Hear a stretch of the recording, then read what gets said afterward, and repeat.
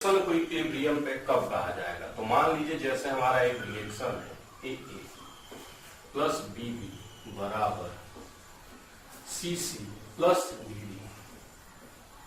मान लेते हैं कि ये हमारा केमिकल रिएक्शन है और ये इक्विलिब्रियम पे है, तो कब कहा जाएगा कि इक्विलिब्रियम पे है? इक्विलिब्रियम पे हम किसी भी रिएक्शन को कब करते हैं? जब उसका रेट ऑफ फॉरवर्ड रिएक्शन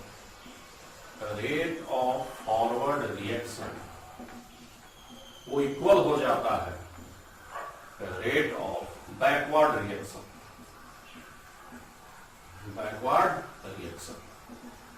जब फॉरवर्ड रिएक्शन का रेट बैकवर्ड रिएक्शन के बराबर हो जाएगा तब हम कहते हैं कि कोई भी रिएक्शन इक्विलिब्रियम पे आ गया। इसका मतलब है जितना खत्म होगा उतना ही वापस बन जाएगा। और जो रेट ऑफ फॉरवर्ड रिएक्शन होता है उसको हम आरएफ बोल रहे हैं, आरएफ। और इसको इस तरह से लिखते हैं केफ ए की पावर ए बी की पावर बी, दिस इज। और ये इक्वेशन को हम लोग लॉ ऑफ मास एक्शन बोलते हैं, law of mass action, law of mass action. ये कहता है कि किसी भी रिएक्शन का रेट रिएक्टेंट के कंसंट्रेशन और उस पे जो स्टोइकोमेट्रिक कोफिशिएंट है उसके पावर पे डिपेंड करता है, ठीक है। अब अगर बैकवर्ड रिएक्शन की हम बात करें, बैकवर्ड रिएक्शन की, तो फॉरवर्ड के लिए तो ये रिएक्टेंट है यार, बैकवर्ड रिएक्शन के लिए ही ना रिएक्टेंट, ये रिएक्टेंट है। तो जब हम रेट ऑफ बैकवर्ड रिएक्शन की बात करेंगे तो क्लियरली क्या हो जाएगा? Kb बराबर C की पावर C D की पावर D, ये हो जाएगा रेट ऑफ बैकवर्ड रिएक्शन। और आप पढ़ चुके हैं कि दोनों बराबर होना चाहिए, मतलब Rf किसके बराबर होना चाहिए? Rb के बराबर होना चाहिए। ये फॉरवर्ड रिएक्शन है, this is rate of backward reaction. तो Rf बराबर Rb होना चाहिए तभी इक्विलिब्रियम आएगा। तो अगर दोनों को बराबर किया जाए तो देखते हैं क्या रिलेशनशिप आता है। तो समझ तो आप गए ही, अब हम दोनों को बराबर कर लेते हैं ना। यहां लिख देते हैं at equilibrium, at equilibrium, at equilibrium. हम कह रहे हैं कि Rf बराबर हमारा क्या हो जाएगा? Rb। रेट ऑफ फॉरवर्ड बराबर हम कह रहे हैं रेट ऑफ बैकवर्ड। तो हम कहेंगे कि ए की पावर ए बी की पावर बी बराबर Kb, C की पावर C D की पावर D। तो दिस इंप्लाइज दैट फाइनल हम लोग का क्या आएगा? फाइनल इसको अगर हम लोग सोल्व करेंगे तो फाइनल हम लोगों का आएगा एक रिलेशनशिप। आप देखिए, हाँ, हमें करना कुछ नहीं है, इन दोनों को एक साइड ले जाइए, इन दोनों को एक साइड ले जाइए। तो हम लिख सकते हैं Kf बटे में Kb बराबर C की पावर C D की पावर D A की पावर A और B की पावर B। ये होगा कि नहीं होगा? अब ये जो रेशियो है इसी को हम लोग के इक्विलिब्रियम बोलते हैं, के इक्विलिब्रियम या इक्विलिब्रियम कांस्टेंट, इक्विलिब्रियम कांस्टेंट। इसको हम लोग इक्विलिब्रियम कांस्टेंट भी बोलते हैं। के इक्विलिब्रियम कर लीजिए, चाहे आप इक्विलिब्रियम कांस्टेंट कर लीजिए। अब ये है क्या इक्विलिब्रियम कांस्टेंट? बेसिकली किसके बराबर है? तो Kf क्या होता है? Kf होता है rate constant of forward reaction, forward reaction, ठीक है। और Kb हम लोग का क्या होता है? Kb हमारा होता है रेट कांस्टेंट ऑफ कौन सा? Backward reaction, backward reaction. समझ रहा है नहीं समझ रहा? तो आप ध्यान रखेंगे कि जो के इक्विलिब्रियम होता है that is basically ratio of rate constant of forward reaction बटे में बैकवर्ड रिएक्शन, यही के इक्विलिब्रियम होता है। के equilibrium is basically ratio of rate constant of forward और बटे में रेट कांस्टेंट ऑफ बैकवर्ड। अब देखो पहला भी रेट कांस्टेंट, दूसरा भी रेट कांस्टेंट, तो के इक्विलिब्रियम भी क्या होता है? कांस्टेंट। ओनली टेम्परेचर डिपेंडेंट होता है, only temperature dependent, temperature dependent, only temperature dependent. याद रखना आपको, ये सिर्फ टेम्परेचर पे डिपेंड करता है। टेम्परेचर के अलावा कोई भी फैक्टर आप चेंज करेंगे तो के इक्विलिब्रियम चेंज नहीं होगा, क्योंकि this is ratio of equilibrium rate constant of forward by rate constant of backward, ठीक है। ये तो बिल्कुल बेसिक था, आप समझ गए होंगे, ठीक है। तो यहां से फाइनल हम क्या लिख सकते हैं? फाइनल यहां से हम लिख सकते हैं इस रिएक्शन के बारे में कि अगर ये जो हमारा रिएक्शन है और यहाँ पे अगर ये हमारा के इक्विलिब्रियम है, इक्विलिब्रियम कांस्टेंट है इस रिएक्शन का, तो के इक्विलिब्रियम क्या लिखाएगा? C की पावर C, D की पावर D, A की पावर A एंड B की पावर B, इस तरह से लिखाएगा। अब आपको ध्यान रखना है कि सॉलिड और लिक्विड के लिए हम एक्टिव मास को क्या लेते हैं? 1 लेते हैं। तो जो भी सॉलिड और लिक्विड है, प्योर कंपोनेंट है, तो उसका कंसंट्रेशन तो चेंज ही नहीं हो, वो तो हमेशा फिक्स ही रहेगा। तो प्योर सॉलिड और प्योर लिक्विड के लिए 1 लिया जाता है। हम लोग को ध्यान रखना है for pure solids and liquids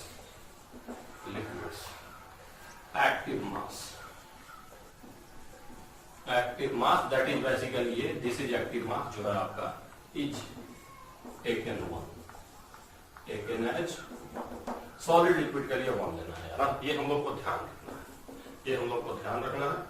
और यहीं से हम लोग शुरुआत करते हैं के इक्विलिब्रियम के लिए, ठीक है। कुछ प्रॉपर्टी भी हम लोग अभी डिस्कस कर लेंगे, पहले एक दो हम लोग सिंपल एक्सप्रेशन लिख लें, उसके बाद तब हम लोग आगे चलेंगे, क्योंकि मैंने क्या है आपको यहाँ बता दिया, ठीक है।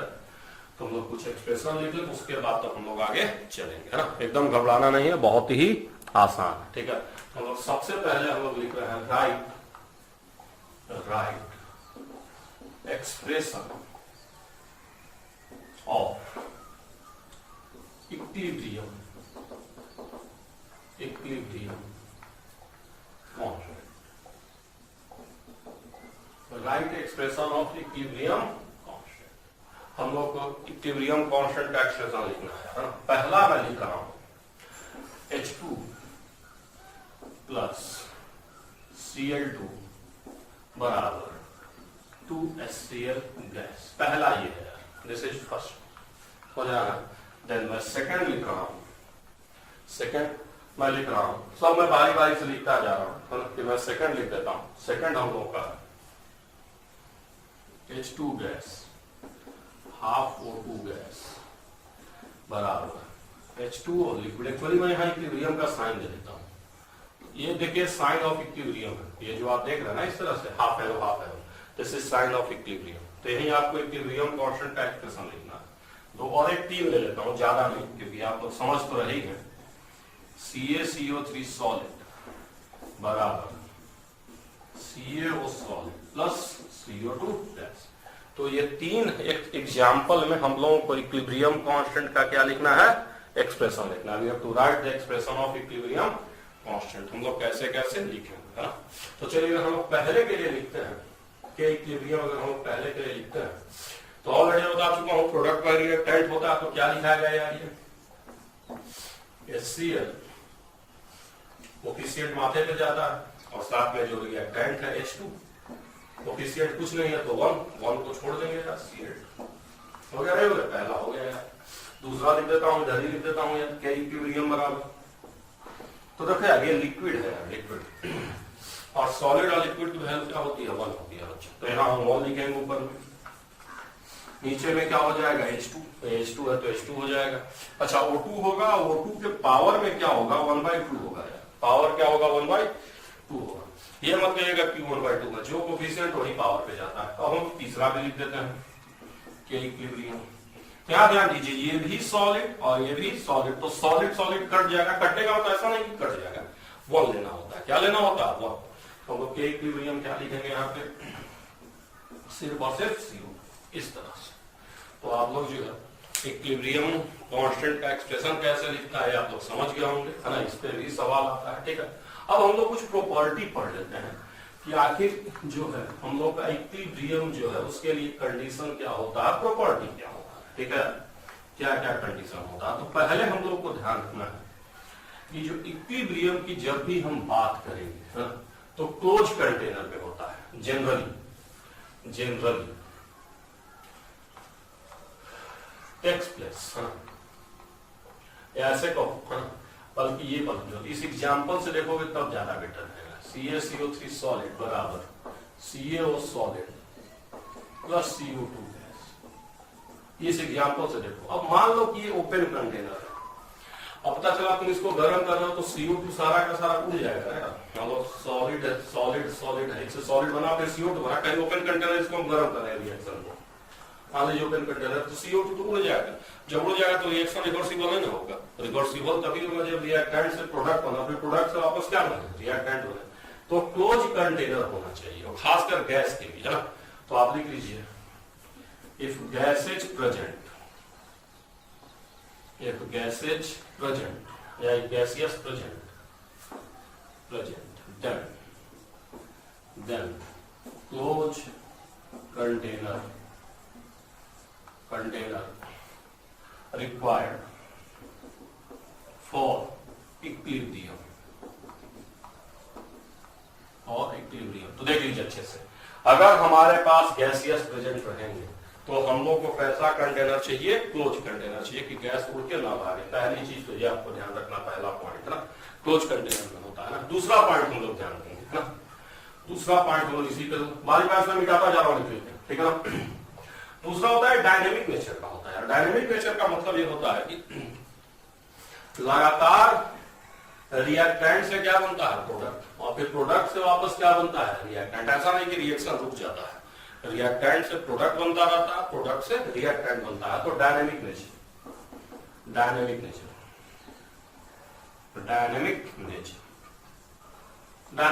का होता है। डायनेमिक नेचर मतलब, डायनेमिक नेचर का मतलब ये हो गया तुम्हारा, समझ लो कि लगातार reaction is going on, reaction doesn't stop नहीं हुआ, रिएक्टेंट से प्रोडक्ट एंड प्रोडक्ट से रिएक्टेंट बन रहा है, ठीक है, डायनेमिक नेचर। तीसरा पॉइंट ये होता है कि एक बार जब इक्विलिब्रियम आ गया, एक बार जब इक्विलिब्रियम आ जाएगा, समझ रहे, तो फिर रिएक्टेंट और प्रोडक्ट का अमाउंट नहीं चेंज होगा, जितना ये खत्म होगा उतना बन जाएगा, जैसे 5 खत्म हुआ 5 बन गया तो फिक्स हो जाएगा, ये भी 10 खत्म हुआ 10 इधर से ऐसे खत्म हुआ तो 10 इधर से बन गया, तो फिक्स हो जाता है, हाँ? तो amount of reactant and product remains same, remains same with respect to time, इसका मतलब है ना, टाइम बढ़ता रहे, है ना, 1 घंटे 2 घंटे 3 घंटे की आ गया, 1 घंटे 2 घंटे 3 घंटे, जितने देर उतने देर के बाद जाओ यहाँ देखोगे, जितना रिएक्टेंट उतना ही रहेगा, जितना प्रोडक्ट है उतना ही रहेगा, प्रोडक्ट और रिएक्टेंट चेंज नहीं होगा, सेम रहेगा ना, इंडिपेंडेंट हो जाता है, ठीक है। तो ये तीसरी कंडीशन है, थर्ड कंडीशन, है ना, या कंडीशन का हो या प्रॉपर्टी का, ये सब होता है इक्विलिब्रियम, ठीक है। तो ये हम लोग बेसिक समझ गए केमिकल इक्विलिब्रियम के बारे में, नेचर क्या होता है, कैसे कैसे होता है। अब हम लोग को 2 टर्म में पढ़ना है इक्विलिब्रियम कांस्टेंट, 2 हिसाब से हम लोग को पढ़ना है। पहला हम लोग को पढ़ना है इक्विलिब्रियम कांस्टेंट, पहला हम लोग को पढ़ना है केसी, और दूसरा हम लोग पढ़ना है केपी। पहला हम लोग को केसी पढ़ना है, दूसरा केपी पढ़ना है। इक्विलिब्रियम कांस्टेंट को ना 2 फॉर्म में पढ़ना है। केसी क्या होता है, इन टर्म ऑफ कंसंट्रेशन, तो मैं यहां लिख देता हूं के equilibrium in term of concentration, concentration के टर्म में होता है, मतलब सबका रिएक्टेंट प्रोडक्ट का कंसंट्रेशन, या बेसिकली मोलारिटी कह लो तुम इसको, मोलारिटी भी कह सकते हो। जब सारे रिएक्टेंट प्रोडक्ट का कंसंट्रेशन दिया हो या मोलारिटी दिया हो, तब जो हम इक्विलिब्रियम कांस्टेंट पढ़ेंगे उसको हम लोग केसी कहते हैं। और अगर सबका प्रेशर दिया हो, क्या दिया हो, प्रेशर, ये हमारा होता है के equilibrium in term of pressure, in term of pressure, ये प्रेशर के टर्म में होता है। जब सारे रिएक्टेंट और प्रोडक्ट का क्या दिया हो, प्रेशर दिया हो, तब हम लोग पढ़ते हैं, ठीक है ना। तो सबसे पहले हम लोग केसी के बारे में पढ़ेंगे। किसके बारे में पढ़ेंगे, केसी के बारे में। तो सबसे पहले हम लोग स्टडी करने जा रहे हैं केसी के बारे में, केसी। तो मैं ये लिख दे रहा हूँ, डिटर्मिनेशन ऑफ केसी सबसे पहले हम लोग पढ़ेंगे कि आखिर केसी को कैसे निकाला जाता है, क्या क्या हालचाल होता है। तो हम लोग शुरू करने जा रहे हैं determination of KC, determination of KC को हम लोग को निकालना है। हम लोग बिल्कुल सिंपल सवाल से शुरुआत करते हैं। जैसे एक सिंपल क्वेश्चन हम लोग लेते हैं, एकदम सिंपल क्वेश्चन के हिसाब से जो न्यूमेरिकल आएगा उसी हिसाब से हम लोग पढ़ेंगे। तो सिंपल क्वेश्चन लिखे हैं पहले मैं एक रिएक्शन लिख देता हूं। PCl5 बराबर PCl3 प्लस Cl2, सब के सब गैस है, सब के सब गैस। अब मैं लिख रहा हूं at equilibrium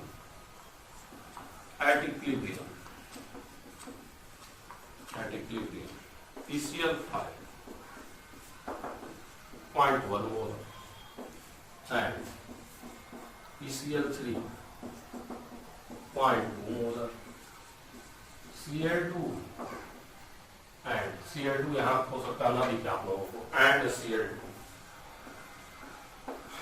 Cl2 1 molar, Cl2 1 molar है। फाइंड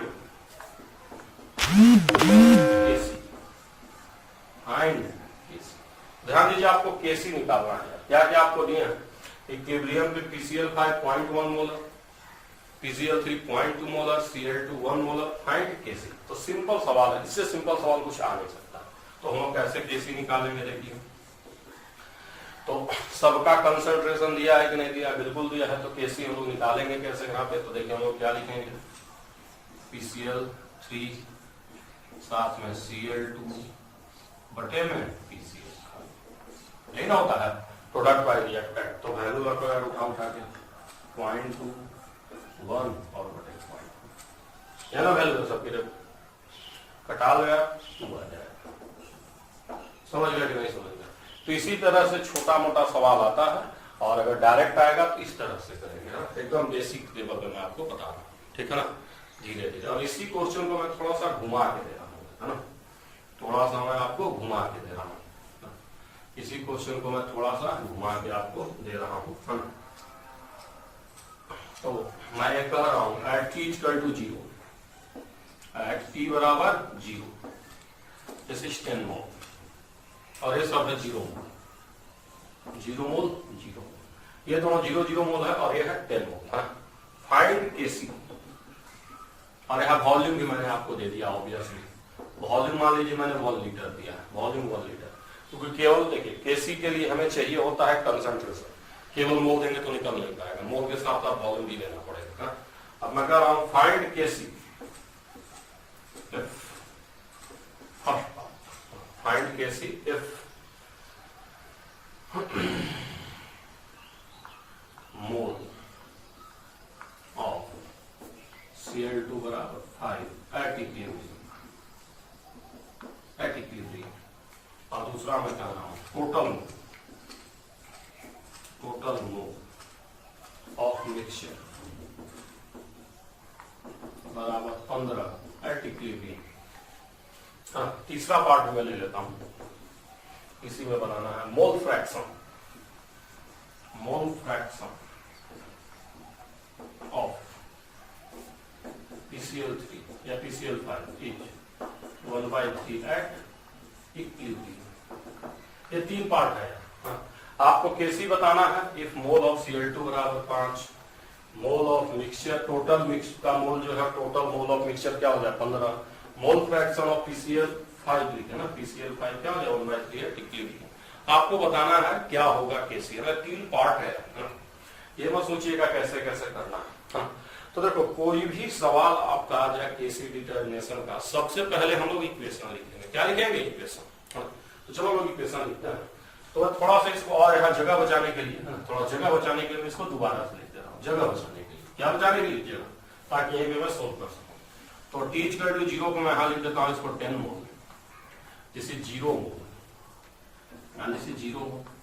वो आपको पता है कि जैसे टाइम बढ़ेगा तो t इक्वल टू t पे, किसी भी टाइम पे या इक्विलिब्रियम टाइम पे, तो t equal to t equilibrium, जब इक्विलिब्रियम आ चुका है तो जब शुरू में 10 मोल रहेगा तो रिएक्टेंट खत्म होगा ना धीरे धीरे। तो इक्विलिब्रियम तभी ना आएगा जब पहले रिएक्टेंट खत्म होगा, प्रोडक्ट बनेगा, फिर प्रोडक्ट से वापस रिएक्टेंट बनना शुरू होगा। लेकिन सबसे पहले रिएक्टेंट खत्म होगा, कुछ प्रोडक्ट बनेगा, फिर प्रोडक्ट से रिएक्टेंट बनना शुरू होगा।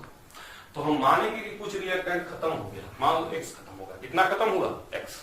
हम मानेंगे कि x खत्म हो गया, तो कितना हम लिखेंगे 10 माइनस x। यहाँ पे भी क्या लिखेंगे x, और यहाँ पे भी क्या लिखेंगे x, 10 माइनस x। ठीक है। वॉल्यूम कितना लीटर है? 1 लीटर है बच्चा। ठीक है, चलो पहले तो ये हमने इक्वेशन लिख लिया, हमने इक्वेशन लिख लिया। हमने रिएक्टेंट को खत्म किया, प्रोडक्ट को बना दिया, ठीक है। अब हमने इक्विलिब्रियम पे माना है कि तुम कुछ खत्म हो गए, तुम कुछ बन गए और फिर इक्विलिब्रियम आ गया, मतलब जितना रिएक्टेंट अब खत्म हो उतना प्रोडक्ट बन जाए, है ना। अब वो पहला पार्ट को शुरू करते हैं। ये देखो हमेशा रहेगा, सबसे पहले हमेशा रिएक्टेंट को खत्म करोगे, प्रोडक्ट को बनाओगे, उसके बाद ही शुरू करोगे, है ना। अब पहला पार्ट में कह रहा है कि मोल ऑफ Cl2 बराबर 5 है इक्विलिब्रियम। अच्छा इक्विलिब्रियम हमने Cl2 का मोल माना कितना है बताओ, x।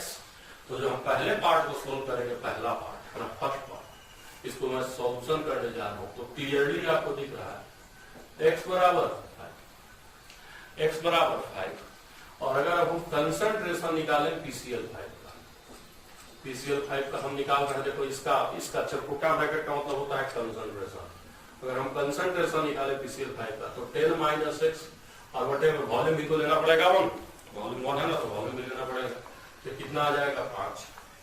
अगर हम PCl3 का निकाले यहीं से तो डायरेक्टली कितना है x/1 बराबर ये भी 5, और Cl2 का उसी हिसाब से क्या आ जाएगा 5/1 बराबर 5। तो तीनों का आ गया कि नहीं आ गया, देखो कंसंट्रेशन सबका आ गया। जब सबका कंसंट्रेशन आ गया तो केसी निकाल लोगे, नहीं निकालोगे, पहले पार्ट का ही निकाल रहा हूँ यार, केसी ध्यान देना, पहले पार्ट का ही सोल्व कर रहा हूँ, पहले पार्ट का ही मैं केसी निकालने जा रहा हूँ, केसी।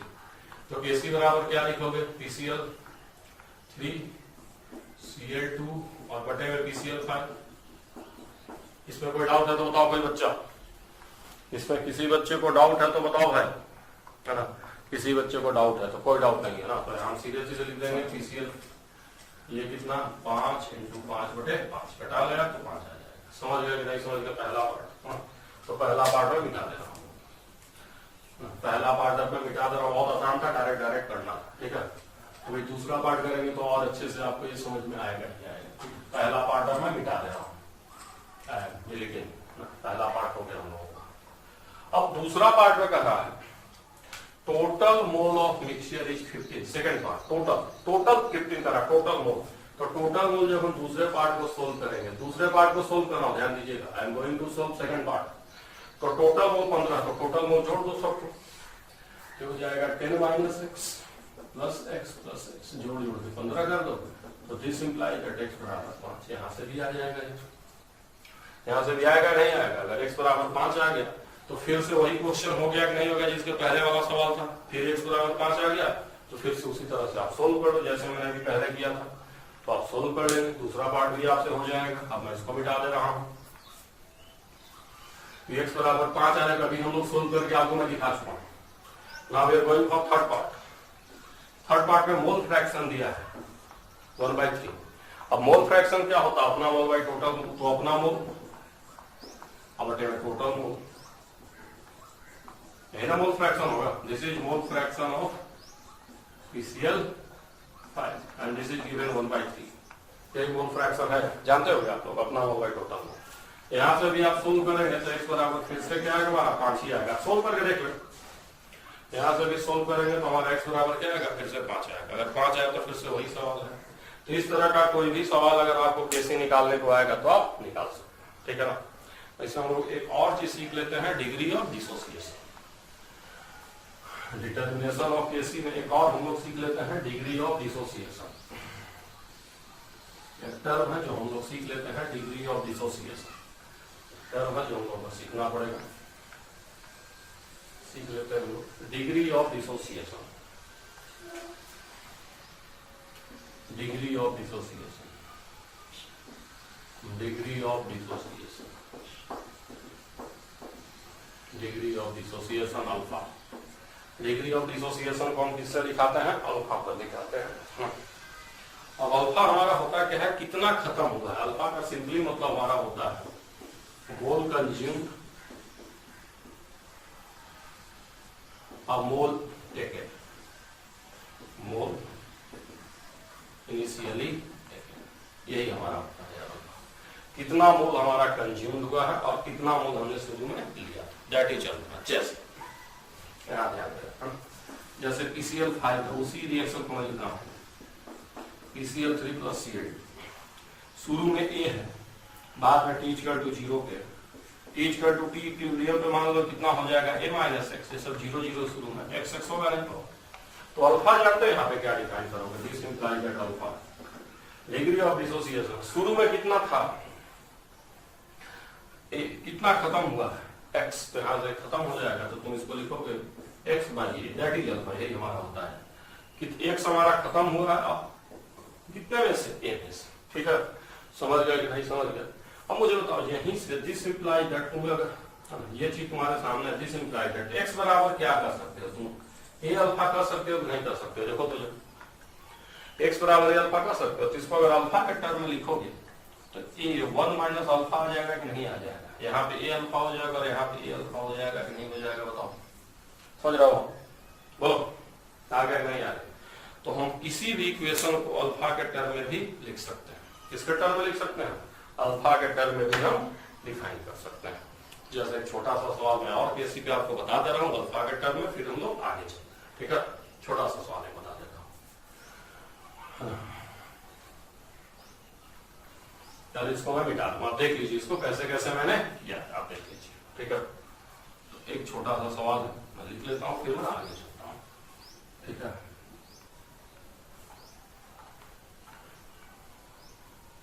क्वेश्चन हम लोगों का if a mole of NH3 present in V liter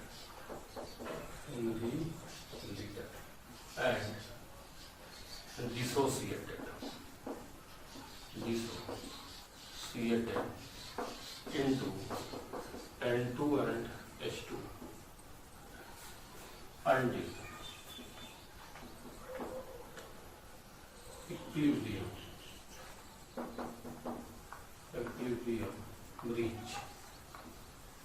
reaches until equilibrium reaches. A mole of NH3 present in V liter and dissociated into N2 and H2 until equilibrium reaches. जब तक equilibrium ना हो जाए। If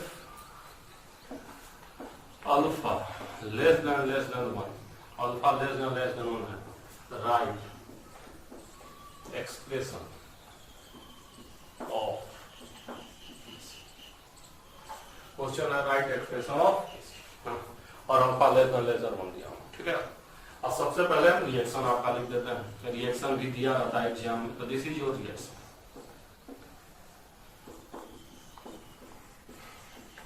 ये आपका reaction दिया हुआ है और ये आपका क्वेश्चन दिया हुआ है। ए मोल है शुरू में, T=0 पे कितना है ए मोल, और V लीटर हमारा वॉल्यूम दिया हुआ है। वॉल्यूम कितना दिया हुआ है? V लीटर दिया हुआ है। ए मोल है शुरू में, T=0 पे। आपको किसका एक्सप्रेशन लिखना है? केसी का एक्सप्रेशन लिखना, अल्फा लेस देन 1। तो पहले मैं बता चुका हूँ इसको अल्फा के टर्म में हम कैसे लिखेंगे, अभी मैं बताया था कुछ देर पहले। ये T इक्विलिब्रियम पे क्या हो जाएगा? A1 minus alpha. अब 2 मोल से 1 मोल बन रहा है तो ये कितना हो जाएगा? A अल्फा बाई 2, क्योंकि 2 से 1 बन रहा है। अब यहाँ 2 से 3 बन रहा है तो ये कितना हो जाएगा? A alpha into 3/2। 1 से 2 से 3 तो एक A से कितना 3, तो A अल्फा बाई 3/2 हो जाएगा, नहीं हो जाएगा? लेकिन अभी ध्यान दीजिए, अभी हमने सिर्फ और सिर्फ क्या निकाला है? मोल निकाला है। केसी के एक्सप्रेशन के लिए हमें किसकी जरूरत होती है? कंसंट्रेशन की जरूरत होती है। तो सम में हम V से क्या करेंगे? डिवाइड कर देंगे। अब ये किसमें चेंज हो गया? कंसंट्रेशन में चेंज हो गया। ध्यान दीजिएगा, पहले मोल था, अब ये कंसंट्रेशन में चेंज हो गया। अब केसी का एक्सप्रेशन आप क्या लिखेंगे? केसी बराबर आप क्या लिखेंगे? तो बस लिखना शुरू कीजिए। तो A अल्फा इंटू 3/2 V की power 3 into A alpha 2V, ये हमारा इंटू हो जाएगा, बटे में A1 माइनस अल्फा V की स्क्वायर हो जाएगा, नहीं हो जाएगा? बस ये दैट इज ऑल। अब ध्यान दीजिएगा कि अल्फा हमारा बहुत कम है, तो अल्फा अगर बहुत कम है तो आप इसका मतलब 1 माइनस अल्फा लगभग 1 मानना है। अल्फा अगर बहुत कम है तो 1 में से अल्फा घटाएंगे तो कुछ फर्क नहीं पड़ेगा, तो 1 माइनस अल्फा का आप लगभग क्या मान सकते हैं? 1 मान सकते हैं। तो दिस इंप्लाइज दैट जो फाइनल एक्सप्रेशन हम लोग का हो जाएगा, मैं डायरेक्ट कर दे रहा हूँ, A की पावर देखो 3 बार यहां से 1 बार वहां से 4 आएगा। ठीक है, और ये गलत मैं लिख दिया हूं, ये भी हमारा नीचे हो गया, गलती से भी ऊपर लिखा गया। अल्फा कितनी बार आएगा? 3 बार यहां से अल्फा, 1 बार यहां से, तो अल्फा भी 4 आएगा। भी की बात करो, यहाँ से कर लेता हूँ 3 दिया इधर 9 आएगा तो साथ में 20 से बनाएगा।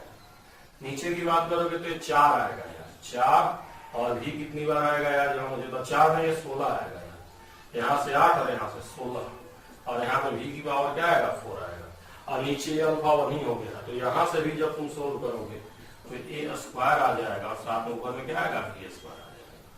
तो ए स्क्वायर से स्क्वायर घटा लो, बी स्क्वायर से बी स्क्वायर घटा लो, बाकी आंसर तुम्हारा आ जाएगा। तो यहाँ ए स्क्वायर बी स्क्वायर करके आंसर लिख लोगे कि नहीं लिख लोगे, फिर आगे कर लोगे ना, आगे कर लेना, ठीक है। तो इस तरह से केसी का एक्सप्रेशन लिखने के लिए क्वेश्चंस आते हैं और आएगा तो इसी हिसाब से हम लोग इसको करेंगे, ठीक है। तो केसी हमने आपको बता दिया। हम लोग पढ़ने जा रहे हैं डिटर्मिनेशन ऑफ केपी। आगे हम लोग पढ़ने जा रहे हैं determination of Kp. Next we have determination of Kp. तो हम लोग का है determination of Kp, determination of Kp, determination of Kp, determination of KP.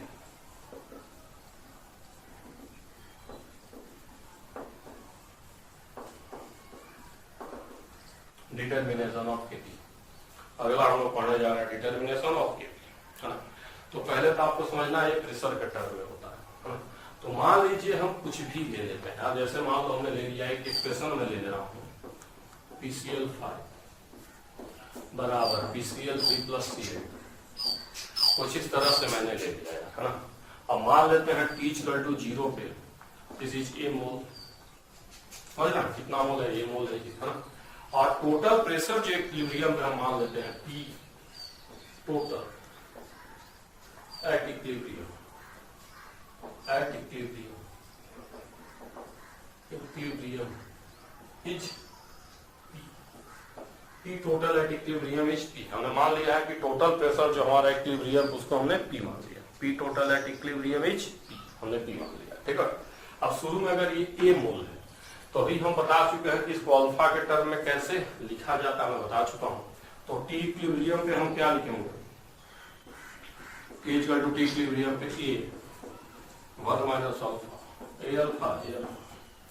लेकिन बात यह है कि आपको प्रेशर के टर्म में लिखना है। किसके टर्म में लिखना है, प्रेशर के टर्म में। और आपको यहाँ P टोटल दिया हुआ है, P टोटल बराबर P टोटल बराबर P दिया हुआ है, इक्विलिब्रियम पे टोटल प्रेशर दिया हुआ है।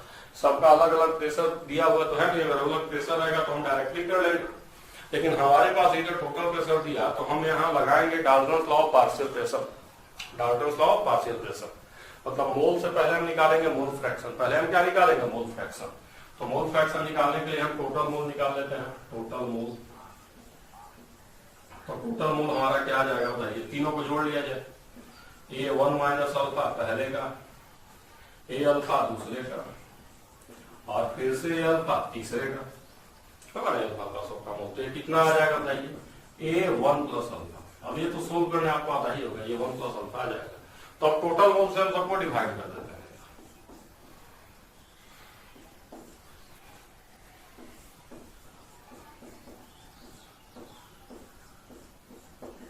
ये क्या है समझ रहे हैं, दिस इज मोल फ्रैक्शन आ गया है। अब हम लोग ने मोल फ्रैक्शन निकाल लिया, मोल फ्रैक्शन, हम लोग मोल फ्रैक्शन निकाल चुके हैं। पहले हमने क्या निकाला था, टोटल मोल था, अब हमने मोल फ्रैक्शन निकाल लिया। हम लोग पार्शियल प्रेशर से मल्टीप्लाई कर लेते हैं, तो इनटू P, यहाँ पे भी इनटू P और यहाँ पे भी इनटू P। अब हमने टोटल प्रेशर से मल्टीप्लाई कर लिया, अब हमारा एक पार्शियल प्रेशर। अब ये क्या है, अगर कोई पूछेगा व्हाट इज दिस, तो आप ये कह सकते हैं partial pressure of PCl3, this is partial pressure of PCl3, क्योंकि ये है mole fraction into total pressure is partial pressure of PCl3। तो एक बार हमने पार्शियल प्रेशर निकाल लिया, तब केपी का एक्सप्रेशन तो हम लिख ही सकते हैं। केपी तो हम सेकंडों में लिख लेंगे कि केपी क्या होता है, प्रेशर ऑफ प्रोडक्ट बटे प्रेशर ऑफ रिएक्टेंट। तो हम क्या लिखेंगे, चलिए केपी बराबर क्या लिखा जाएगा, ए अल्फा, साथ में ए अल्फा प्लस 1 इनटू P। ये किसके लिए लिखाएगा, Cl2 के लिए। और जितना Cl2 के लिए उतना ही क्या हो जाएगा, PCl3 के लिए। दोनों का बराबर है, देखो तो स्क्वायर कर लीजिए, बटे बटे अभी हमें क्या चाहिए, PCl5। तो ये कितना है, 1 माइनस अल्फा और ये 1 प्लस अल्फा। ये बल्कि कटा ये कटा गया है ना, ये कटा तो ज्यादा बेटर रहेगा ना। और साथ में क्या ए हटा लो, ए को रखो, ए हटा लो, तो तुम्हें ये भी पता चल जाएगा कि इनिशियल मोल पे डिपेंड नहीं करता। लेकिन इनिशियल ये मोल माने थे कहीं दिख रहा है, ये तो इधर ही कट चुका है, तो यहाँ मुझे रखने की जरूरत ही नहीं, मैं यहाँ से ये हटा ही देता हूँ, यहाँ से ये हटा ही देता हूँ ताकि तुमको कंफ्यूजन नहीं हो। समझ रहा हूँ? तो कुछ भी इनिशियल मोल रहे केपी को उससे मतलब नहीं होता है, मतलब अगर ये मोल है तो 1 लेके भी हम बना सकते हैं। समझ गए होंगे आप लोग कैसे होता है। एक और मैं इस पे करा दे रहा हूँ, पहले एक्सप्रेशन में लिखवा दे रहा हूँ, उसके बाद तब हम लोग करेंगे, ठीक है ना। ऐसा सवाल आपके एग्जाम में भी आया हुआ है ना। तो एक और सवाल में जो आपके एग्जाम में आया हुआ है वो मैं करा दूं, उसके बाद तब हम लोग आगे चलेंगे।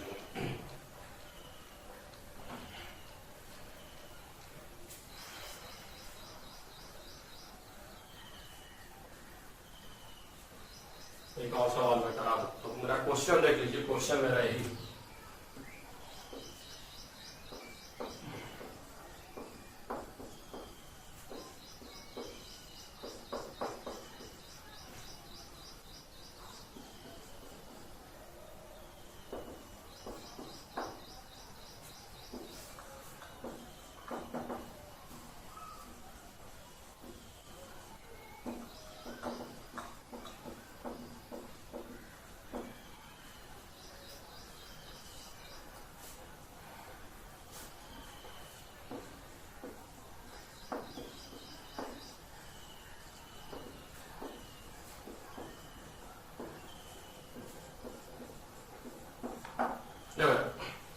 क्वेश्चन हम लोग का है N2O4 से हम लोग क्या बना रहे हैं, 2NO2 बना रहे हैं बच्चा। N2O4 से हम लोग 2NO2 बना रहे हैं और इक्विलिब्रियम प्रेशर P है हम लोगों का। इक्विलिब्रियम प्रेशर क्या है, P है। और अल्फा हम लोग का डिग्री ऑफ डिसोसिएशन है। अल्फा हम लोग का क्या है, डिग्री ऑफ डिसोसिएशन। आपसे पूछ रहे हैं कि एक्सप्रेशन ऑफ क्या निकालना है, Kp, और अगर अल्फा क्या है लेस देन 1 है तब आपका एक्सप्रेशन ऑफ Kp निकालना है, ठीक है। तो चलिए शुरू करते हैं हम लोग कैसे इसको सॉल्यूशन करेंगे। अभी मैं बता भी चुका हूँ आप लोगों को। तो सबसे पहले तो हम इक्वेशन को दोबारा यहाँ लिख लेते हैं और हम मान लेते हैं कि जो हम लोग का टोटल प्रेशर इक्विलिब्रियम पे है वो P है। मैं पहले बता चुका हूँ कि ए मोल मानने का जरूरत नहीं है, कितना भी शुरू में मोल मानो कट जाता है। तो शुरू में मान लेते लेटर सपोज 1, ये हो जाएगा 1 अल्फा, तो ये क्या हो जाएगा 2 अल्फा। इक्विलिब्रियम पे सीधा मैं लिख रहा हूँ, सीधा इक्विलिब्रियम। लेकिन उसके बाद मैंने बताया था कि हम लोग टोटल मोल निकालते हैं, तो हम लोग फिर टोटल मोल निकालेंगे। टोटल मोल वो हम लोग का कितना हो जाएगा 1 minus alpha plus 2 alpha that is 1 plus alpha है, टोटल मोल आ गया। फिर हम लोग टोटल मोल से डिवाइड कर देंगे सबको यार। कोई बता सकता है ये क्या है, this is mole fraction. Mole fraction जब टोटल मोल से हम डिवाइड कर देंगे तो मोल फ्रैक्शन आ जाएगा। फिर प्रेशर से मल्टीप्लाई कर लो यार, प्रेशर से मल्टीप्लाई कर लो यार। अब ये क्या आ जाएगा, now this is partial pressure, ये P on 2O4 है, दिस इज पार्शियल प्रेशर। ये पार्शियल प्रेशर हमारा निकल गया है N2O4, ठीक है। अच्छा अब Kp का एक्सप्रेशन लिख लो यार, लिख देता हूं मैं Kp यार। Kp बराबर हमारा जाएगा 2 अल्फा 1 प्लस अल्फा P का स्क्वायर बटे 1 माइनस अल्फा P 1 प्लस है कि नहीं। इफ आपका दिया हुआ इफ अल्फा लेस देन 1, अगर अल्फा लेस देन 1 हो गया तो इसका मतलब ये हो गया कि 1 plus alpha that is 1 and 1 minus alpha that is also 1। तो जब अल्फा 1 से बहुत कम है तो चाहे 1 में कुछ अल्फा जोड़ो चाहे 1 में से कुछ अल्फा घटाओ, कुछ फर्क नहीं पड़ेगा। तो जब फाइनल हम लोग इसको लिखेंगे, फाइनल उस वैल्यू के बाद, इस वैल्यू के बाद, ये सब प्रूव करने के बाद, तो 1 प्लस अल्फा को 1 मानना है और इधर तो पूरा 1 मानना है। तो हम लोग का हो जाएगा 4 अल्फा स्क्वायर P स्क्वायर, साथ में P, तो इससे P कट जाएगा नहीं कट जाएगा बोलो। तो हमारा ये Kp बराबर हमारा फाइनल आ जाएगा। फाइनल कुछ इस तरह से आ जाएगा, Kp बराबर क्या आ जाएगा 4 अल्फा स्क्वायर, ये हम लोग का Kp के बराबर आ जाएगा, ठीक है। तो ध्यान देना इसी तरह का सिंपल सवाल एक्सप्रेशन लिखने को आएगा, और अगर आएगा तो बिल्कुल गलती नहीं करना, आराम से हम लोग को क्या करना है, इसको सोल्व कर देना है, ठीक है बच्चा। इसी टाइप का छोटा मोटा सवाल वहां पे आता है। अब मैं सोच रहा हूँ एक आपको न्यूमेरिकल में करा दूं इस पे, फिर हम लोग आगे चलते हैं। एक आपको मैं सोच रहा हूँ न्यूमेरिकल करा दूं इसमें, ठीक है ना। एक्सप्रेशन कैसे लिखते हैं मैंने आपको बता दिया है, एक न्यूमेरिकल भी आप इस पे करा देता हूँ, उसके बाद तब हम लोग आगे चलेंगे, ठीक है। न्यूमेरिकल मैं करा देता हूँ, इसको मिटा दे रहा हूँ पहले, फिर एक न्यूमेरिकल भी मैं करा देता हूँ, ठीक है। देखिए मैंने क्वेश्चन लिखा है PCl5 is dissociated into PCl3 and Cl2 at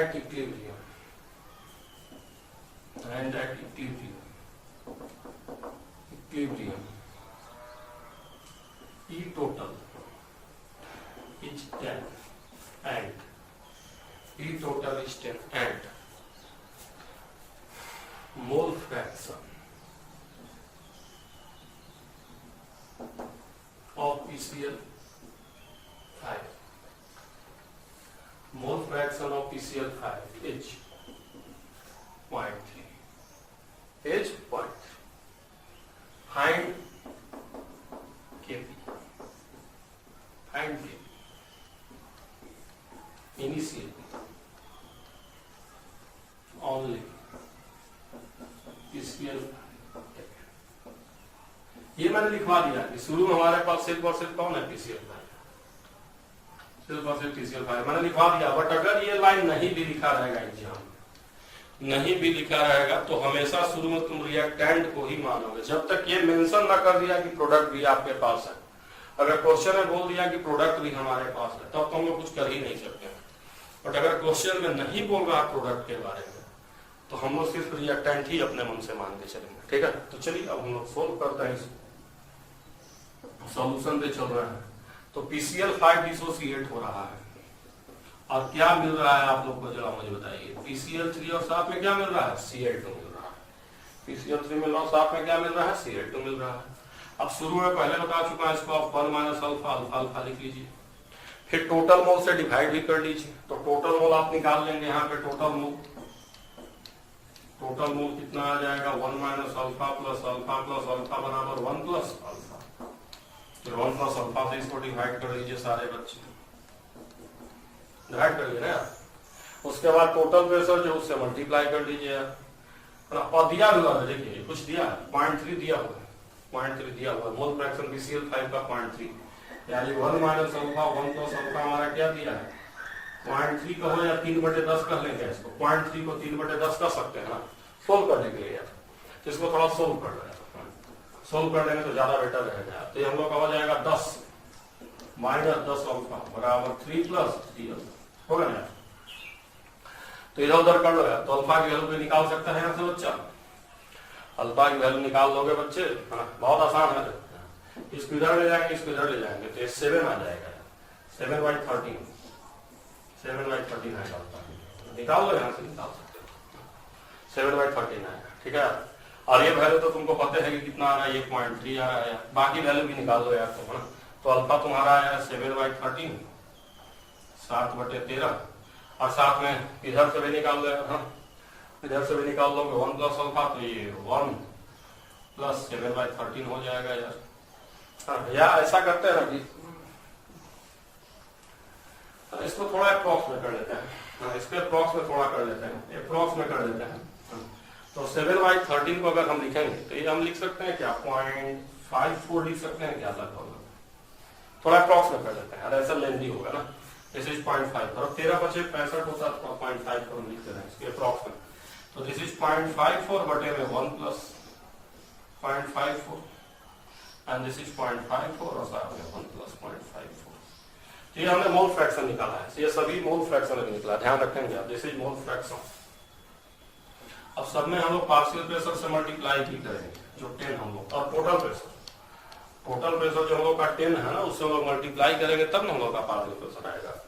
ये हो जाएगा 3, ये हो जाएगा 5.4/1.54, ये भी हो जाएगा 5.4/1.54, ठीक है।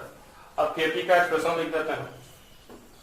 देखो सबका प्रेशर निकाल लिया, प्रेशर सबका निकाल लिए हैं, और अब हम केपी का एक्सप्रेशन लिख दे रहे हैं इस क्वेश्चन के लिए। केपी डायरेक्टली केपी यहाँ लिख देते हैं डायरेक्ट देखो तो क्या हो जाएगा 5.4 1.54 ये कितनी बार लोगे 2 बार लोगे स्क्वायर में 2 बार लोगे इसके लिए भी इसके लिए तो बटे में सोल्व कर लेना वहां आ जाएगा। अब बाकी तो तुमको सोल्व करना है, सोल्व करोगे तो वहां पे आ जाएगा। ठीक है तो ये आसान था, ज्यादा मुश्किल नहीं था। ऐसा सवाल आएगा तो आप लोग कर लेंगे मैं श्योर। ठीक है अब मैं इसको मिटा देता हूँ। अब लोग हिसाब हेट्रोजीनियस वाला कर लेते हैं। कौन सा कर लेते हैं हेट्रोजीनियस। हेट्रोजीनियस रिएक्शन करिएगा आप क्वेश्चन में आपको करा देता हूँ तो है ना, क्योंकि एग्जाम में वो सब भी आ जाता है। ठीक है एक बार हम लोग हेट्रोजीनियस कर लेते हैं। हेट्रोजीनियस केपी वाला आ जाता है, खासकर जब हेट्रोजीनियस हो तब एग्जाम में आ जाता है। तो हेट्रोजीनियस को कैसे अप्रोच करेंगे हम लोग उसको भी थोड़ा देख ले और उसको समझ ले और उसको खत्म कर ले। ठीक है ना तो चलिए हम लोग देखते हैं हेट्रोजीनियस की बात कर रहे हैं। हेट्रोजीनियस समझते हैं जिसमें अलग अलग स्टेट है। फॉर एग्जाम्पल ये मैं लिख रहा हूं NH4SH सॉल्ट, ये हीट करेंगे तो हम लोग का बनेगा क्या NH3 गैस और साथ में H2S गैस।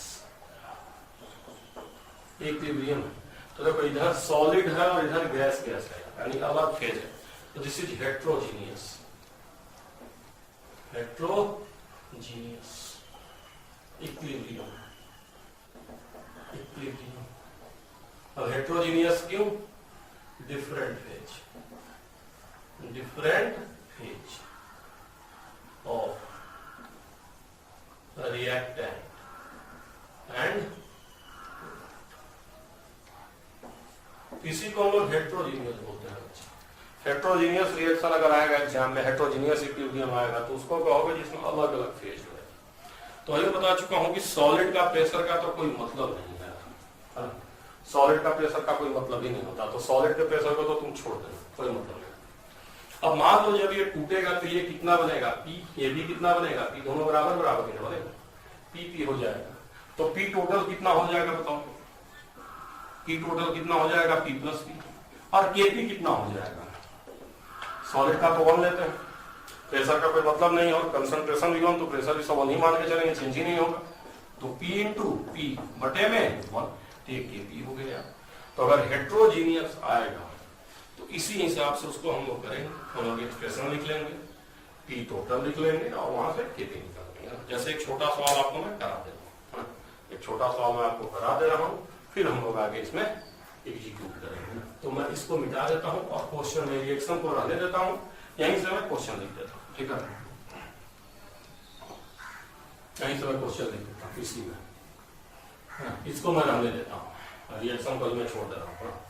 क्वेश्चन में लिख रहा हूँ if P equilibrium is 4 atm for above reaction,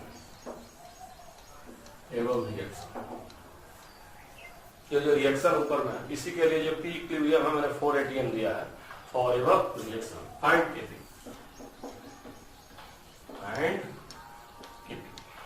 and Kp। तो केपी आपसे हम जानना चाह रहे हैं, एक लाइन का है यार, अभी मैं यहाँ बताया सॉल्यूशन करेंगे। अभी बता चुका हूँ कि इसका प्रेशर आप क्या लिखेंगे पी, इसका भी क्या लिखेंगे पी, टीपी लिखेंगे नहीं लिखेंगे शुरू में, इसका तो कुछ होगा नहीं, इसका कोई मतलब नहीं है सॉलिड के प्रेशर का। और हमारा क्वेश्चन में दिया हुआ है पी इक्विलिब्रियम तक टोटल प्रेशर, तो हम लिखेंगे पी प्लस पी बराबर 4 गिवन, तो पी बराबर 2 और केपी में ऑलरेडी ये बता चुका हूं केपी कितना P into P that is 2 into हो गया यार। चलो तो इसी टाइप का छोटा मोटा सवाल आता है ना, और अगर छोटा मोटा ऐसा सवाल आएगा तो इसी हिसाब से आप इसको अप्रोच करेंगे। एक और सवाल जो जेई मेन में आया हुआ है मैं उसको भी सोच रहा हूँ कराना, डाटा तो मुझे एग्जैक्टली याद नहीं है बट है ना इसी टाइप का सवाल आया हुआ है तो मैं उसको करा देता हूँ जो जेई मेन में आया हुआ है, समझ रहे हो। और ऐसे हेट्रोजीनियस वाले सवाल आप ऐसे ही बनाएंगे जैसे हम बता रहे हैं, जब तुरंत बन जाता है फटाक से। तो जेई मेन में आया हुआ है क्वेश्चन और मैं उसको लिख रहा हूँ, आप सेकंड में बना लेंगे। तो देखिए मैं लिख रहा हूँ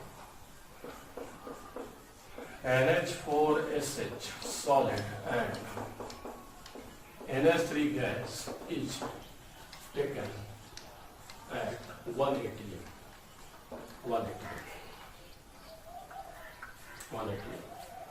आगे मैं लिख रहा हूं mixture is heated and equilibrium established.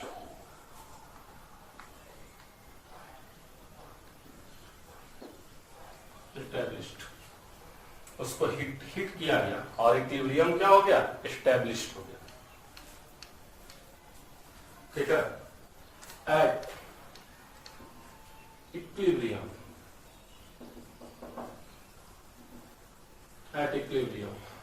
P total is 4।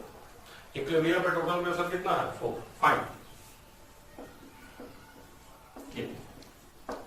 Fine KP. ठीक है, तो कैसे हम लोग इसके अप्रोच करेंगे, मैं सोल्व करने जा रहा हूं। तो पहले तो इसको तोड़िए भाई, इक्विलिब्रियम होगा, हीट करेंगे तो टूटेगा ना। NH4 SH को जब आप हीट करोगे तो बनाएगा क्या? ये NH3 गैस बनाएगा और साथ में H2S गैस बनाएगा। हीट करेंगे तो 2 गैस बनेगा। कौन कौन सा गैस बनेगा? NH3 गैस बनेगा और H2S गैस बनेगा। ठीक है, अब देखो बच्चों, इसका तो कोई मतलब नहीं। शुरू में इसका प्रेशर 1 दिया और ये 0 दिया है। T इक्वल टू 0 कहां चला है? T equal to 0 at T बराबर 0। शुरू में ही 1 दिया हुआ है। देखो 1 टेकन 1 और उसके बाद उसको हीट करेंगे तभी तो प्रेशर बनेगा। तो T इक्विलिब्रियम क्या हो जाएगा? T बराबर T इक्विलिब्रियम। अब ये हिट करेंगे तो इसका भाई कुछ गैस हीटिंग की वजह से बनेगा। पहले से 1 प्रेशर हिट किया तब प्रेशर P हो गया, इसका भी P हो गया। अगर ये P बनेगा तो ये भी P बनेगा, लेकिन ये 1 पहले से है तब ये कितना हो जाएगा? 1 plus P, this is P होगा ना। अरे कुछ पहले से है तो वो जुड़ जाएगा। ठीक है, अब हम लोग का दिया हुआ क्या है? टोटल प्रेशर हम लोग का कितना दिया है? P टोटल 4 दिया हुआ है। यहां देखेंगे आप, P टोटल कितना दिया है? 4 दिया हुआ है। ठीक है, तो अगर P टोटल 4 दिया तो हम यहां डायरेक्टली करेंगे 1 प्लस P बराबर 4। ये दिया हुआ है यार, तो यहां से निकालेंगे तो P बराबर कितना आ जाएगा? सारे बच्चे निकाल सकते हैं यहां से 3/2। तो यहां पे इसका प्रेशर कितना हो जाएगा? 5/2 और इसका प्रेशर 3/2। आ जाएगा नहीं आ जाएगा? तो Kp क्या हो जाएगा बताओ? Kp बराबर क्या लिखोगे? PNH3 PH2S ये लिखोगे ना भाई, यहाँ पे 5/2 into 3/2। दैट्स ऑल, खत्म। किसी टाइप का छोटा मोटा सवाल आता है, डिस्कस करने वाले हैं relationship between Kp and Kc, कि Kp और Kc में क्या रिलेशनशिप होता है। ठीक है, क्या दोनों में रिलेशनशिप होता है? तो पहले मैं लिख दे रहा हूं, Kp बराबर हम लोग का होता है Kc RT की पावर डेल्टा Ng, ये होता है Kp बराबर Kc RT की पावर डेल्टा Ng। अब आप कहेंगे कि डेल्टा Ng क्या है? तो ये डेल्टा Ng क्या होता है? Moles of gaseous product minus reactant. तो मैंने डायरेक्ट रिलेशनशिप लिख दिया, मैं डायरेक्ट पढ़ने नहीं जा रहा हूं, ध्यान रखना आप लोगों। ठीक है, ये होता है। जैसे एग्जाम्पल की बात मैं कर लेता हूं, जैसे एग्जाम्पल में ये ले लेता हूं कि मैंने लिख दिया PCl हाई गैस बराबर PCl3 gas plus Cl2 gas, ये मैंने लिख दिया। PCl5 गैस बराबर PCl3 gas plus Cl2 gas, ये मैंने लिख दिया। ठीक है, और अब मैं यहां कर रहा हूं डेल्टा Ng। तो डेल्टा Ng हमारा क्या होगा बता सकते हैं क्या? डेल्टा Ng क्या होता है हमारा? Product minus reactant. तो डेल्टा Ng हमारा प्रोडक्ट में कितने मोल हैं? 2 माइनस 1 बराबर 1 हो जाएगा। अब अगर हम Kp Kc में रिलेशनशिप लिखें तो Kp बराबर हम क्या लिखेंगे? Kp बराबर हम लिखेंगे Kc RT की पावर डेल्टा Ng, मतलब Kp बराबर हम लिखेंगे Kc RT की पावर 1, यही हम लोग लिखेंगे, समझ लो, यही हम लोग लिखेंगे। ठीक है, तो Kp बराबर Kc RT की पावर 1 हो जाएगा, या और Kp बराबर Kc बराबर Kc RT, ऐसे भी हम लोग कर सकते हैं, समझ लो। इस तरह से हम लोग इसको लिखते हैं, ठीक है, इस तरह से लिखा जाता है। अब हम लोग इस पे कुछ कंडीशंस देख लेते हैं, कुछ कंडीशंस हम लोग और देख लेते हैं यहाँ पे। अगर यहीं पे ध्यान दिया जाए, इफ जो भी हम लिख रहे थे यहीं पे अगर ध्यान दिया जाए, अगर इफ डेल्टा एन जी 0 हो गया है, इफ डेल्टा एन जी बराबर 0 हो गया, तो क्लियरली आपको दिख रहा है कि केपी बराबर क्या हो जाएगा, केसी, क्योंकि आरटी की पावर 0 मतलब 1 हो गया, ये तो 1 हो गया ना, आरटी की पावर 0 मतलब 1 हो गया, तो केपी बराबर क्या हो जाएगा, केसी हो जाएगा।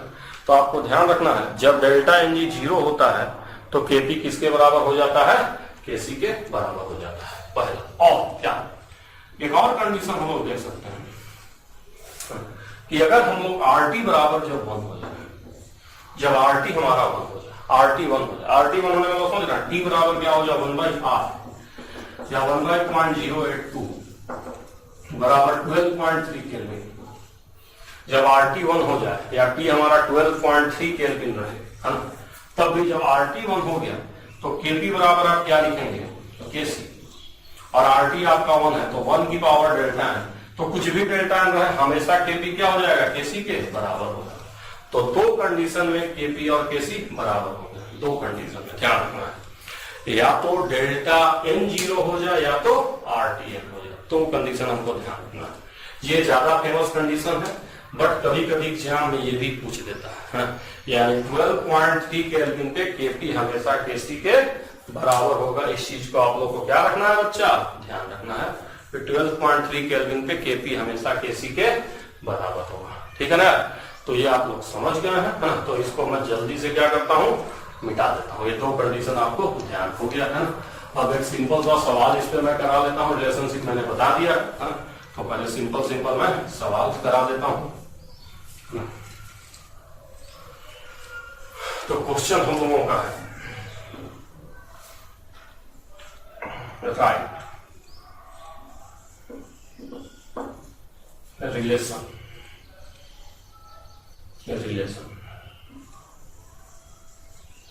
between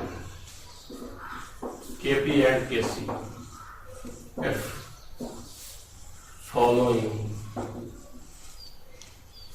the reaction taking place at T पहला 2NH3 गैस बराबर N2 gas plus 3H2 gas, पहला यही है। फिर दूसरा मैं लिखा 2HCl गैस बराबर H2 gas plus Cl2 gas. तीसरा मैं लिख रहा हूं CaCO3 सॉलिड बराबर CaO solid plus CO2 gas. ये तीन ही मैंने लिखा है, बस तीन ही मैंने लिखा है। तीन पे ही आप समझ जाएंगे तो बाकी आप आगे समझ जाएंगे, न्यूमेरिकल में करा दूंगा, ठीक है। तो केपी केसी में रिलेशनशिप निकालना है, तो सबसे पहले है ना टेम्परेचर T केल्विन पे सब रिएक्शन हो रहा है। कोई भी क्वेश्चन में अगर केपी केसी में रिलेशनशिप निकालना तो पहले आप डेल्टा एन निकालिए, डेल्टा एन। तो डेल्टा एन बताइए, डेल्टा एन जी कितना आएगा। तो देखिए प्रोडक्ट में कितना मोल है बताइए, 4, रिएक्टेंट में कितना मोल है, 2, तो बराबर है कितना आ जाएगा, 2। आ गया नहीं आ गया। यहाँ देखिए डेल्टा एन जी क्या हो जाएगा, यहाँ पे देखिए डेल्टा एन जी क्या हो जाएगा, 0, क्लियरली दिख रहा है। इधर भी 2 मोल, इधर भी 2 मोल, 0 आएगा नहीं आएगा। चलिए 2 - 2 में लिख देता हूँ फॉर योर मोर कन्वीनियंस, 2 - 2 बराबर 0। यहाँ पे अगर हम निकालेंगे इस बार डेल्टा एन जी, हम निकालेंगे इस बार डेल्टा एन जी, जब हम निकालेंगे डेल्टा एन जी तो ध्यान दीजिए एक ही मोल है, प्रोडक्ट में 1 मोल है और रिएक्टेंट में 0 मोल है। अब आप सोच रहे होंगे कि ऐसे क्यों प्रोडक्ट में 1 ही मोल लिया जा रहा है और रिएक्टेंट में 1 भी मोल नहीं लिया जा रहा है। तो देखिए यार सिर्फ गैस का मोल होता है, जैसे CO2 इज गैस, हम CO2 लिखे, CO2 गैस है, बाकी सब सॉलिड है, तो सॉलिड का मोल का कोई मतलब नहीं, ठीक है।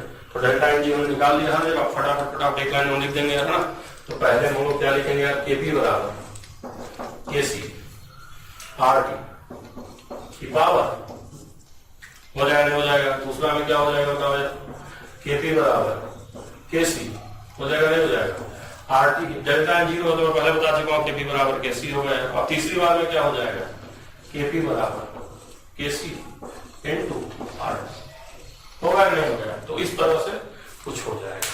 ठीक है बच्चा, एक हम इस पे न्यूमेरिकल भी करा ले रहे हैं आप लोगों का, है ना, सिंपल सा न्यूमेरिकल, है ना, वो ऑप्शन बेस्ड, है ना, क्योंकि वो भी एग्जाम में आ जाता है। तो एक सिंपल सा न्यूमेरिकल में करा दे रहा हूं आप लोगों का, है ना।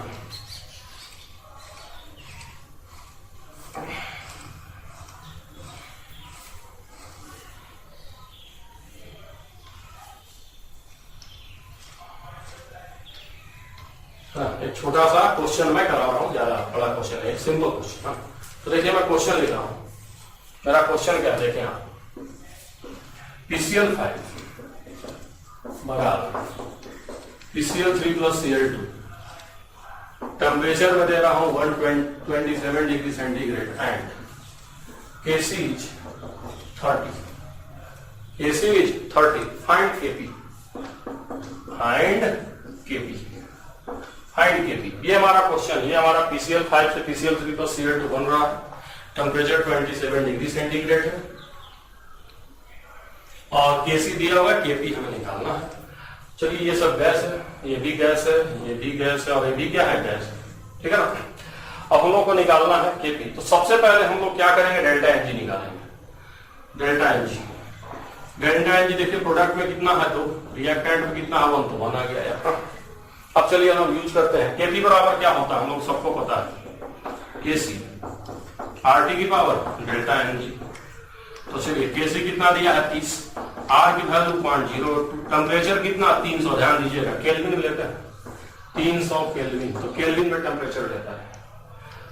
डेल्टा Ng कितना है 1, तो पावर 1 कर दी, ठीक है।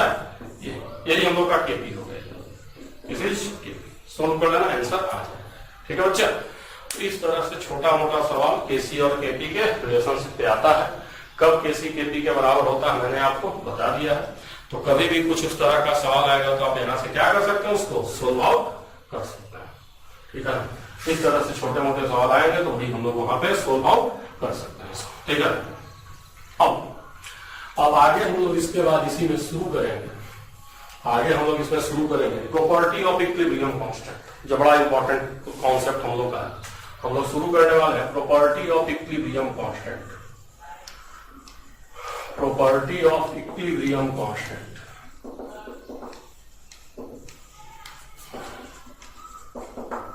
प्रॉपर्टी ऑफ इक्विलिब्रियम कांस्टेंट, हम लोग इक्विलिब्रियम कांस्टेंट के प्रॉपर्टी के बारे में पढ़ेंगे।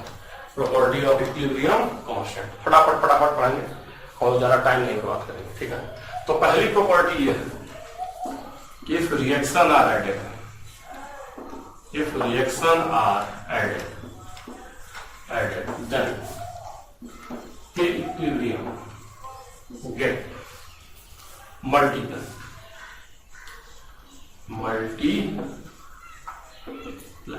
multiplied हो जाता है, गुना हो जाता है। तो इसको मैं प्रूफ कर दे रहा हूं, एक छोटा सा प्रूफ कर दे रहा हूं, बाकी इसी हिसाब से आप लोग कर लीजिएगा। तो मैं प्रूफ कर दे रहा हूं, जैसे ए से बी मान लीजिए, मैंने सिंपल एक्सप्रेशन लिखा, केवल लिख दिया ए से बी, एक है, एक हमारा रिएक्शन सी से डी, यह हमने K2 कर दिया। अब दोनों को हम लोग जोड़ देते हैं, लेट अस सपोज हम लोग जोड़ देते हैं, A प्लस सी बराबर क्या हो जाएगा, B प्लस डी, है कि नहीं। अब यहां पे मैं कह रहा हूं कि अब हमने दोनों रिएक्शन को जोड़ा है, क्लियरली आपको दिख रहा है दोनों को जोड़ा गया है। तो मैं कह रहा हूं K इक्विलिब्रियम क्या हो जाएगा, K1 into K2, K1 into K2।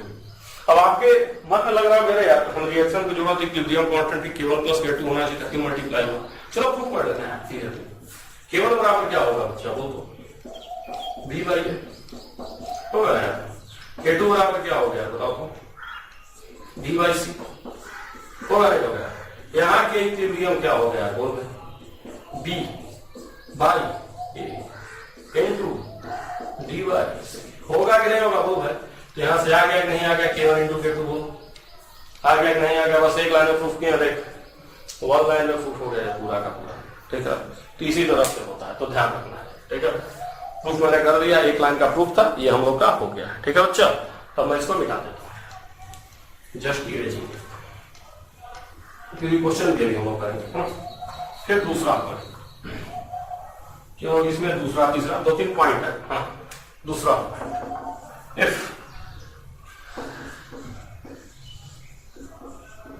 if reaction are subtracted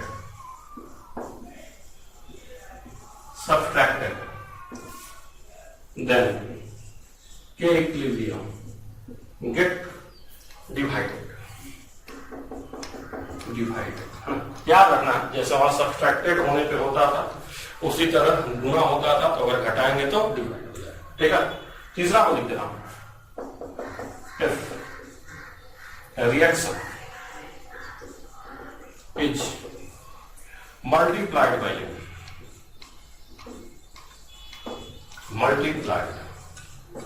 अगर n से हम मल्टीप्लाई करते हैं then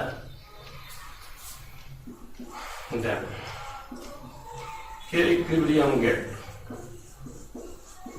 power of K equilibrium get power of, तो K equilibrium पे क्या हो जाएगा, पावर ऑफ n चला जाएगा। तो आप समझ गए होंगे, सिंपल कुछ है, समझ रहे हैं। एक चौथा भी इसी से हो जाता है, बट इतना ज्यादा यूजफुल है ना कि मैं उसको भी लिखवा देता हूँ। इफ रिएक्शन रिवर्स, चौथा भी मैं लिखवा देता हूँ। If reaction reverse then K equilibrium become 1 by K equilibrium। K equilibrium become 1 by K equilibrium। ये चौथी प्रॉपर्टी है। ये 4 प्रॉपर्टी है जो आप लोगों को क्या रखनी है, ध्यान रखनी है, क्योंकि इससे बड़े सारे सवाल आते हैं, बहुत ही ज्यादा सवाल इस कॉन्सेप्ट पे आते हैं। तो हम लोगों ने प्रॉपर्टी बता दिया है, कुछ क्वेश्चन हम लोग करते हैं इसमें। अब मैं मिटा दे रहा हूँ ये सारे प्रॉपर्टीज को, और कुछ क्वेश्चंस आपको मैं कराता चलता हूँ। बिल्कुल बेसिक से शुरू करूंगा मैं, बेसिक से शुरू करके क्वेश्चंस आपको मैं इसमें कराता चलूंगा। ठीक है, तो चलिए मैंने सिंपल क्वेश्चन लिया है, देखिए क्वेश्चन हम लोग का ये है 2HCl बराबर H2 + Cl2। यहां मैंने दिया K इक्विलिब्रियम 10। अब मैं जानना चाह रहा हूं फाइंड K इक्विलिब्रियम फॉर, पहला तो इसके लिए आपको बताना है HCl बराबर H2 + Cl2, half H2 half Cl2, इसके लिए बताना है पहला। फिर दूसरा आपको इसके लिए बताना है हाफ H2 + हाफ Cl2 बराबर HCl, इसके लिए बताना है। इन दोनों के लिए आपको बताना है, इसके लिए दे रखे, इन दोनों के लिए आपको बताना है। ठीक है ना, कैसे कैसे क्या क्या होगा। तो चलो इसके लिए कितना दिया है 10। अब तुमने यहां से इस रिएक्शन को लाने के लिए क्या किया बताओ, ऊपर वाले को किससे डिवाइड किया। अगर ऊपर वाले को हम 1/2 से डिवाइड कर देंगे तो ये चीज आ जाएगा कि नहीं आ जाएगा, आ जाएगा कि जल्दी आपको दिख रहा है। अगर ऊपर वाले को हम 1/2 से डिवाइड करेंगे तो ये चीज आ जाएगा कि नहीं आ जाएगा, आ जाएगा। ठीक है, तो यहाँ पे K इक्विलिब्रियम कितना हो जाएगा, जो ओरिजिनल K इक्विलिब्रियम मैंने कहा था कि जिससे मल्टीप्लाई करें उतना पावर में चला जाएगा, समझ रहे। तो कितना हो जाएगा, ऊपर में K इक्विलिब्रियम जो भी है पावर कितना 1/2 बराबर 10 की पावर 1/2, ये इसका K इक्विलिब्रियम हो जाएगा। इसका जो K इक्विलिब्रियम होगा वो ये हो जाएगा 10 की पावर 1/2, 10 की पावर 1/2, समझ रहा। बस 1/2 से वो किया तो हमारा हो गया। ठीक है, अब इसको देखते हैं। तो यहाँ पे हमने निकाल दिया K इक्विलिब्रियम, ये हम लोग का हो गया 10 की पावर 1/2 और √10 हो गया। अब इसको देखो इसका कितना होगा, तो देखो ये जो है उसी को ये बार रिवर्स कर दिए कि नहीं कर दिए। ये क्वेश्चन है रिएक्शन को क्या किया है, रिवर्स कर दिए। और मैं पहले बता चुका अगर रिएक्शन को रिवर्स करेंगे तो इस बार K इक्विलिब्रियम हमारा कितना हो जाएगा बच्चा, वो 1/, हो जाएगा, तो 1/√10 हो जाएगा। तो समझ गए कि नहीं समझ गए। तो इस तरह से छोटा मोटा सवाल, सिंपल सवाल एग्जाम में आता है। अगर आता है तो इसी हिसाब से उसको हम क्या करते हैं, मॉडिफाई करते हैं, क्या सोल्व करते हैं। अब एक और सवाल मैं करा दे रहा हूं ताकि आप लोग का कॉन्सेप्ट थोड़ा और बूस्टअप हो जाए। इस पर ये मैं मिटा देता हूं, 1-2 और मैं करा देता हूं।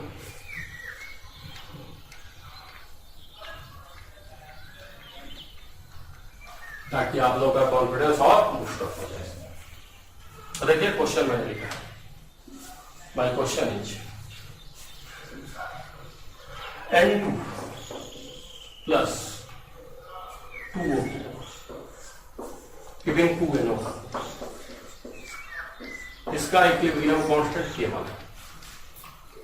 N2 plus 2O2 giving 2NO2, इसका इक्विलिब्रियम कांस्टेंट K1 है।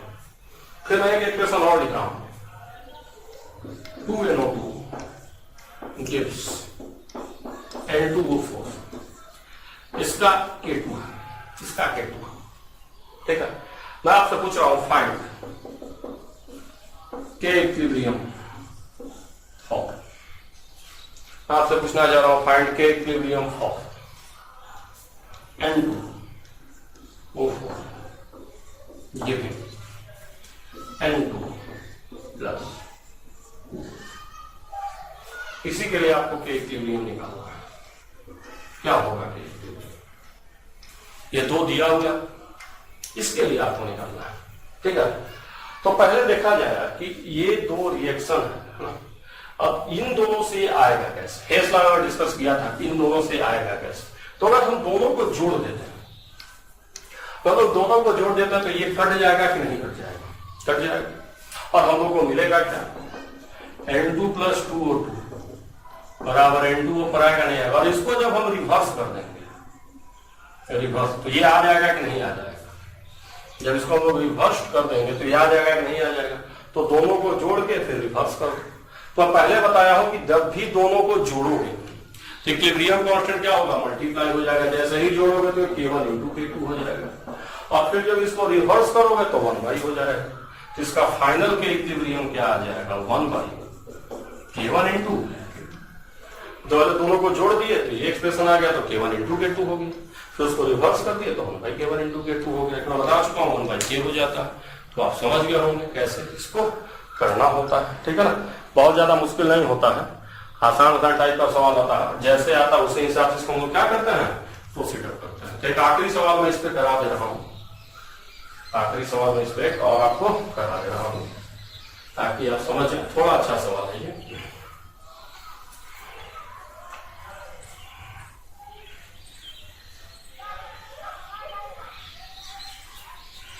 Like good question. तो चलिए मैं क्वेश्चन लिख रहा हूं, ध्यान देना, हटाना नहीं।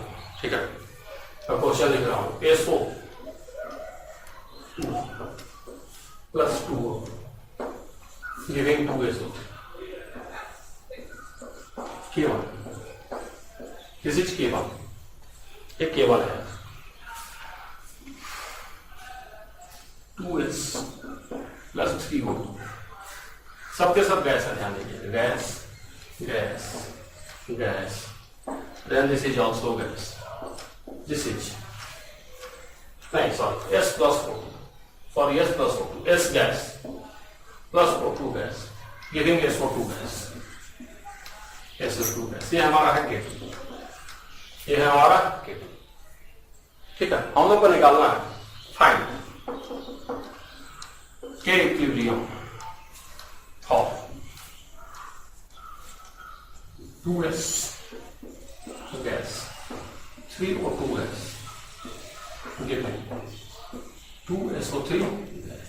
इसके लिए हम लोग को चाहिए, इसके लिए K इक्विलिब्रियम हम लोग को चाहिए, K इक्विलिब्रियम ये निकालना हम लोग को। और किसके किसका टर्म में निकालना है? क्लियरली K1 और K2 के टर्म में निकालना है, क्लियरली K1 और K2 के टर्म में निकालना है। ठीक है, तो देखो यहाँ 2S चाहिए तुमको और यहाँ पे क्या है S, और तुमको चाहिए क्या 2S। तो कैसे आएगा? अगर इस एक्सप्रेशन हम किससे गुना कर दें? 2 से गुना करते हैं तो यहाँ पे 2S आ जाएगा। फिर दोनों को जोड़ दें, 2 से गुना करके अगर हम दोनों को जोड़ दें, अगर इसमें हम 2 से गुना कर देते हैं, यहाँ 2S आ जाएगा, नहीं आ जाएगा। और फिर अगर दोनों को जोड़ दें तो ये SO2 से SO2 कट जाएगा कि नहीं कट जाएगा? वो अगर हम 2 से गुना करके दोनों को जोड़ दें तो SO2 से SO2 कट जाएगा कि नहीं कट जाएगा? कट जाएगा, और आराम से हमारा एक्सप्रेशन आ जाएगा। तो तुमने किया क्या है, दूसरे वाले में 2 से गुना किया है, तो ये क्या हो जाएगा? K1 K2 का पावर 2 जैसे ही गुना करोगे, और फिर जब दोनों को जोड़ोगे तो साथ में भी गुना हो जाएगा। तो ये हमारा आ जाएगा। समझ गया कि नहीं समझ गया? तो इस तरह से आएगा। तो गुना करेंगे तो पावर में जाएगा उतना, जोड़ेंगे तो कट जाएगा, घटाएंगे तो डिवाइड हो जाएगा। तो इस तरह से सिंपल सवाल आता है और मैं आपको बता चुका हूं। प्रॉपर्टी पे कैसे कैसे सवाल आते हैं और कैसे कैसे उसको हम लोग को करना होता है।